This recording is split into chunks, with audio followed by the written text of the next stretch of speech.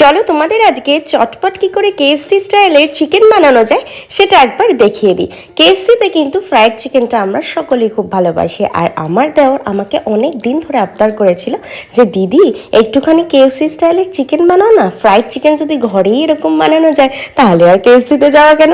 তো আমি তো চিকেনটাকে আদা রসুন আর পেঁয়াজ সমস্ত কিছু একটু থেতো করে লঙ্কা দিয়ে মাখিয়ে রেখেছিলাম, আর গোলমরিচ একটু দিয়েছিলাম।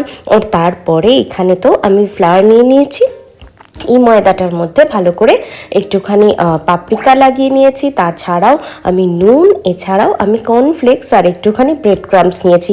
কর্নফ্লেক্সটা দিয়েছি কারণ যাতে একটু ক্রিস্পি হয়, আর সেখানেও কিন্তু একটুখানি ওই রেড চিলি পাউডার আর নুন মিশিয়ে ভালো করে একবার এগ ওয়াশ করে তারপরে এটার মধ্যে এই কর্নফ্লেক্স আর ব্রেড ক্রাম্বসটার মধ্যে আরেকবার ডিপ করে পুরো একদম ছাঁকা তেলে ডিপ ফ্রাই করতে হবে। আর ডিপ ফ্রাই ঠিক ততক্ষণ করতে হবে যতক্ষণ না এটা গোল্ডেন হচ্ছে।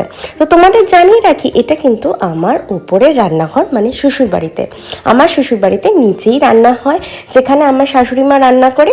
আমি মাঝে মধ্যে কিছু একটুখানি ভালো কিছু বানাই, মানে যেরকম কি আমাকে সবাই এখানে বলে শ্বশুরবাড়িতে আসার পরে যে তুমি ফরেনার রান্না বানাও, আর মা একদমই বাঙালি রান্না বানায়। তো আমি মাঝে মধ্যে ওই চাউমিন, ফ্রাইড রাইস কিছু বানাই, কিন্তু রোজকার নিত্যকার রান্না আমার শাশুড়ি বানায়। আর ওপরে আমরা চা, ম্যাগি কিংবা এই ধরনের কিছু সন্ধেবেলার খাবার করে খাই। তো এই দেখো আমার বর তো খেয়ে বলছে দারুণ হয়েছে খেতে, তো তোমরা বুঝতেই পারছো ওর এক্সপ্রেশন দেখে কতটা টেস্টি হয়েছিল। এরপরে কিন্তু আমরা চলে গেছিলাম ওয়াশিং মেশিন কিনতে। আমাদের উপরটায় না ওয়াশিং মেশিন নেই, সে কারণে এই ওয়াশিং মেশিনটা কেনা, কারণ বারবার নিচ থেকে একবার কাঁচা জামা কাপড়গুলো আবার উপরে বারান্দায় মেলা, এটা একটুখানি টাফ হয়ে যায় আমার জন্য।